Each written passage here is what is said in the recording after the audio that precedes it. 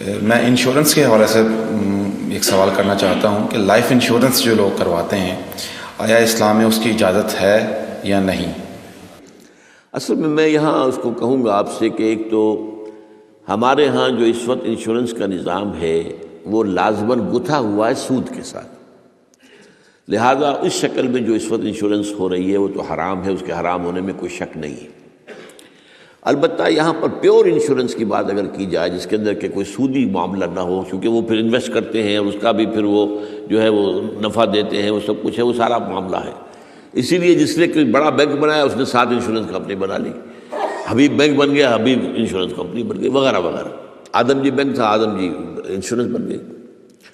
البتہ یہ ہے کہ جہاں تک ایک مثلاً یہ کہ ایک انشورنس اس طرح کی ہے کہ چند تاجر جو ہے وہ بیٹھ کر طے کر لیتے ہیں کہ بھائی ہم اتنا ماہانہ ہم سب جمع کریں گے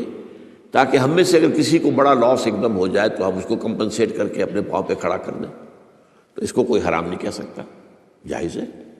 یہ تو ایک کوآپریشن ہے، کوآپریٹیو ایک آپ نے بنا لی ہے، اس کوآپریشن کے حوالے سے اس کو کون حرام کہے گا؟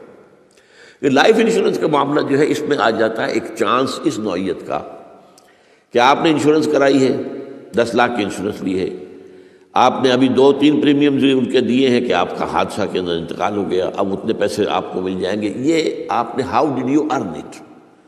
تو شریعت کے جو بھی جائز ذرائع ہیں ارننگ کے ان میں کسی میں یہ فال نہیں کرتا، یہ تو چانس کی بات ہو گئی، جیسے جوئے کے اندر چانس ہوتا ہے، آپ کا داؤ لگ گیا تو آپ کو جو ہے وہ 12 ہو گئے، اور نہیں تو ظاہر بات ہے کہ آپ کی اپنی رقم دی گئی۔ اسی طریقے سے یہ ہے کہ اگر وہ آپ نے جتنا بھی رقم جو ہے دی ہے وہ ہو سکتا ہے کہ وہ آپ بالکل ٹھیک ٹھاک اس وقت تک رہیں۔ میں پورے نظام کو چونکہ جانتا نہیں ہوں، اس لیے میں اس میں رائے ویسے دیا نہیں کرتا،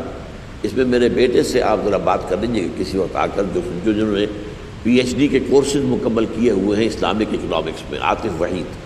تو وہ ہمارے وہاں قرآن اکیڈمی میں بیٹھتے ہیں، تو کبھی دن میں آ کے بات کر لیجیے۔ لیکن یہ چند باتیں وہ تھیں جو میں نے آپ کے ساتھ جو میرے سامنے واضح تھیں وہ میں نے واضح کر دی۔